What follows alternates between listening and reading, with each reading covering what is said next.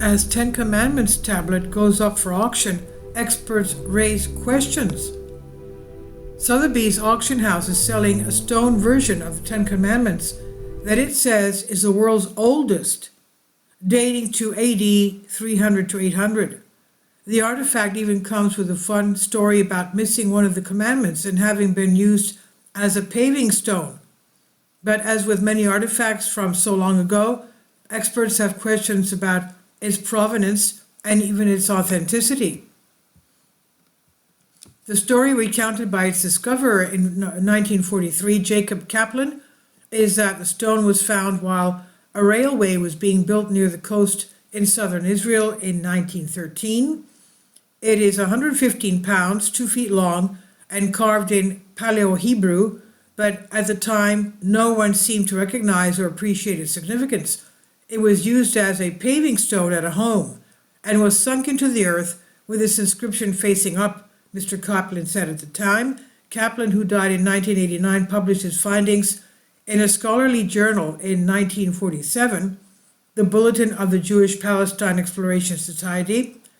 Fortunately, this text is still all legible, but it's most worn in the middle where people walked across it, said Shelby Kiffer, the International Senior Specialist for Books and Manuscripts at Sotheby's.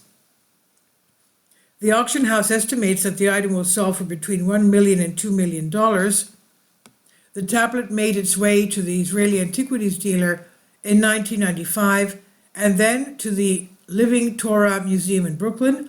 It was bought in 2016 by a collector, Michael Kappel, for $850,000. He's now selling it at auction at Sotheby's, New York, next Wednesday. Still, experts in the field offered words of caution. Brian Daniels, Director of Research and Programs for the Penn Cultural Heritage Center in Philadelphia, said in an interview, "Objects from this region of the world are rife with fakes. Still," he said of them, "maybe it's absolutely authentic, and this truly is a historic find." Christopher Ralston, chairman of the Department of Classical and Near Eastern Studies and Civilizations at George Washington University, said in an email that people had been producing modern inscriptional forgeries of more than a century and a half.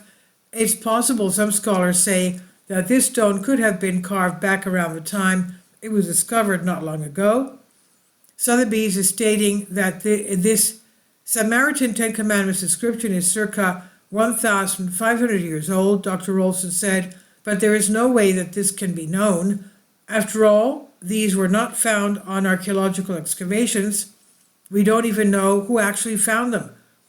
Mr. Kiffer of Sotheby's said of the dating process, "The script is a key to it. We know when it went out of common usage."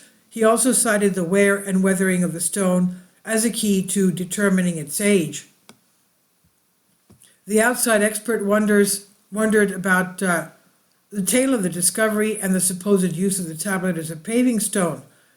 It is a compelling story, but do we trust the initial story of the discovery? Dr. Daniels asked. It's not just the object. It's not uncommon for spectacular finds to have elaborately embellished stories of discovery. Dr. Rolson said, "The problem is that we have zero documentation from 1913, and since pillagers and forgers often concoct such stories to give an inscription an aura of authenticity, this story could actually be just a tall tale by a forger or some antiquities dealer." The commandments of the stone are written in an early version of Hebrew, now called Paleo-Hebrew. By the time the stone was thought to be chiseled, really only the Samaritans were using Paleo-Hebrew. The Jewish people had adopted a more modern Hebrew alphabet, Mr. Kiffer said. Still, he said, the modern Hebrew reader could read it at least as well as a modern English speaker could parse Middle English. A close examination of the stone, at least to the Paleo-Hebrew literate, reveals something a little unusual. There's a missing commandment. At least according to this tablet, murdering and stealing is still bad, and you had to sure better honor your mother and father, but taking the Lord's name in vain seems not to be as big a problem. The third commandment is not there. The tablet does include an additional instruction not normally found in the canonical commandments to worship on Mount Gerizim in what is now known as the West Bank. The omission rings a bell for Dr. Ralston. Forgers during the past 150 years, when they fabricated their forgeries, often throw in surprising context, and they do this so as to garner more interest in their forgery, he said. Mr. Campbell, the seller, putting it up for auction, did not immediately respond to a request for comment. Mr. Kiefer of Sotheby's said the texts of the Ten Commandments were common on paper or papyrus in the era. Text carved into marble, much more effortful and expensive work, would have been reserved for the wealthy or for public display. The stone appears to be the oldest complete inscribed tablet of the Ten Commandments, he said. There are some from roughly the same period, but they are fragmentary or virtually illegible, Kiefer said. Bidders will show where they stand on the stone's authenticity and its worth on Wednesday. This is from New York Times on DNYUZ. Please leave your comments and thank you for your support. Finally, support my Patreon account. The daily posts are 5 videos daily, and they are totally different from what I have on my YouTube channel. Thank you so much for your support and that you find all my content so interesting. You'll find the Patreon account details in the description box below.